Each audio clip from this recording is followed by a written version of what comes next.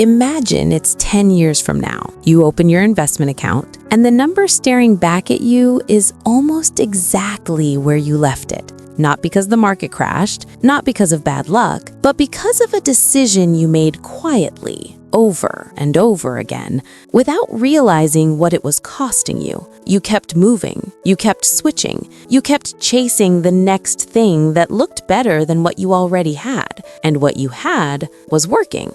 You just couldn't see it, because it was too quiet, too slow, too boring. Stay with this, because by the end of this video, you will understand exactly what that decision cost and how to stop making it. I am Madam Invest Critics.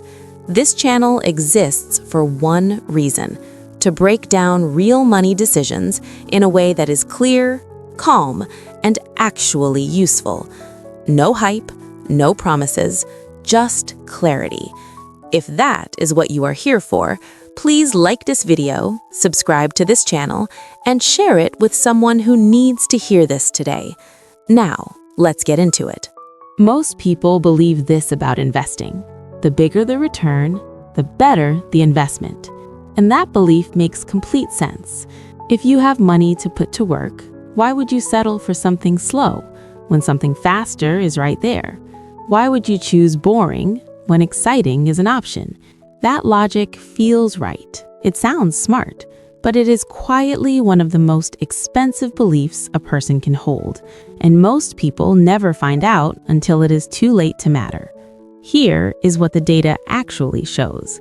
The investments most people ignore because they seem too simple, too slow, too ordinary, are consistently the ones that build real wealth. Not because they are exciting, but because they do not stop. That is the part that changes everything. Excitement is inconsistent. Consistency is invisible.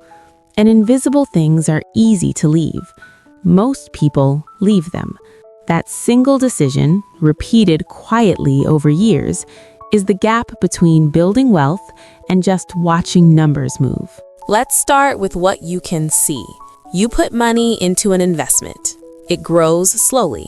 Meanwhile, something else is moving faster. You hear about it, you see it, someone you know is in it, and suddenly your slow investment feels like a mistake. So you move. That is the visible problem, not the market, not the investment. You, making a perfectly reasonable decision at exactly the wrong moment. Because here is what you did not calculate. The moment you moved, you reset the clock. Every dollar that was quietly compounding started over. And starting over is the most expensive thing you can do in long-term investing. Do not skip this part, because this is where most people get this wrong. 2, the hidden mechanism. Compounding does not reward activity, it rewards patience.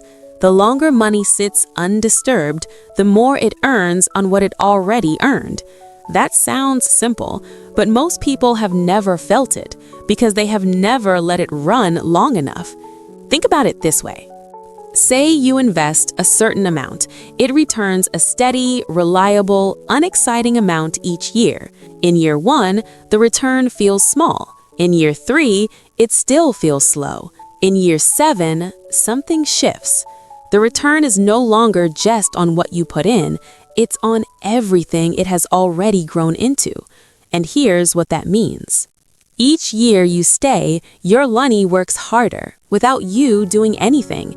Each year you leave and restart, you hand back that progress, quietly, without a warning, without a notice. And this isn't just theory, this is already happening. Recently, a real estate company quietly announced it had raised its income payout for the 32nd consecutive year. Through recessions, through market crashes, through real estate downturns. Not because conditions were perfect, but because the system was designed to hold. The tenants it relies on sell groceries, fill prescriptions, run discount stores. Things people buy no matter what the economy does. Quietly, in the background, it kept delivering, while investors chasing bigger things kept restarting. That gap is not dramatic. It's invisible until one day it is not. 3. The system level trap. Here's is the layer most people never reach. The financial world is designed to keep you moving. New products, new opportunities, new reasons to switch. Every time you switch, someone benefits. It's not your wealth that grows from that activity. Fees accumulate, tax events get triggered, compound growth resets. And you feel productive because you made a decision, you took action. But productivity in investing is not the same as activity. Sometimes the most powerful thing you can do is nothing. Staying when it feels slow is a decision. Reinvesting when it feels boring is a decision. Those decisions compound too. This is where it gets serious because now you're dealing with layers working against you at the same time. Your own instinct to act, a system that rewards your movement, and a compounding clock that only works when you leave it alone. 3 forces, all quiet, all expensive. Let's make this real. Imagine 2 people, same starting amount. Let's say it's 10,000. Nothing unusual, just 10,000 left alone. Same year. Person A puts that money into a steady, consistent, income-generating investment. It yields just over 5% annually. They reinvest every payout. They do not touch it. Person B does the same for the first 2 years. Then they see something better. They move. Then they move again. Each time, they believe they are improving. After 10 years, Person A has not done anything exciting, but their money has been quietly compounding on top of itself every single year. Person B has been active, thoughtful, engaged. But every reset cost them the growth they had already built. The difference between them is not intelligence. It is not luck. It is the willingness to let boring keep working. That is not just money gone. That is money that never had a chance to stay. This is tighter than it feels, because the gap does not announce itself. It builds, silently, until one day you compare and the number doesn't lie. Take a breath. This is not about what you did wrong. It is about what is still possible if you understand the mechanism now. If this is hitting closer than expected, pause, like this video, subscribe if you haven't yet, and keep going, because the next part is where it shifts. You feel like you're doing fine. That is the dangerous part. Most people who are quietly losing ground feel active, feel informed, feel like they are managing well, because they are doing things. But there is a bias at work here. It is called action bias. The human brain is wired to believe that doing something is better than doing nothing. In most areas of life, that is true. In long-term wealth building, it is one of the most expensive instincts you own. Because the brain does not distinguish between productive action and expensive movement. Both feel like progress. Only one of them is. And here's the behavior loop. You invest, it grows slowly, you feel restless, you move, you feel better, you reset, and the cycle repeats. Not because you're reckless, but because slow does not feel like working, even when it is working harder than anything else you have. Stop here for a second. Because what you just described is not a personality flaw. It is a wiring issue. And wiring can be changed, but only if you see it first. This is where most people stay stuck. Not in bad investments, in the loop of leaving good ones. So what does this actually mean for you? What the numbers suggest is this. The first decision is not which investment to choose. The first decision is whether you are willing to leave something alone long enough for it to actually work. Because here's the pattern. The investments that quietly outperform over decades do not look impressive at the start. They look slow. They look ordinary. They feel like you could be doing better. And that feeling is exactly what makes them hard to keep. But consider the reverse. Every high excitement investment that pulled you away came with a feeling too.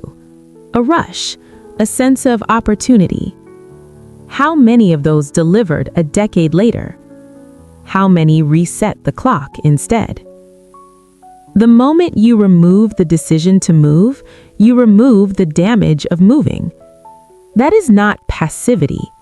That is strategy. Pause this. Think about what you are currently holding. Ask yourself, am I leaving this because it is broken or because it is boring? Those are not the same reason, and they do not lead to the same outcome. Open your account if you need to. Look at what has been quietly growing. Not the loudest thing in your portfolio, the quietest. Because that's probably the one that's been working the whole time. Slow down. This was never really about which investment to pick. It was about something deeper. It was about the kind of an investor you decide to be. One who moves when it feels right, or one who stays when staying is the harder thing to do. Wealth is not built in moments of excitement. It is built in the quiet spaces between decisions, where most people get bored and walk away. The people who build real financial security are not always the ones who found the best investment. They are the ones who found something reliable and refused to leave it when it stopped feeling interesting. That is the game. Not finding the highest return, finding the one that keeps showing up. And then showing up for it too. Consistency, compounded over time, quietly outperforms everything you were chasing. It always has. If this video gave you clarity, please like it, share it with someone who needs to hear this, and subscribe so you never miss what comes next. This is Madam Invest Critics. Stay sharp, stay patient, and stay tuned for the next video. Thank you.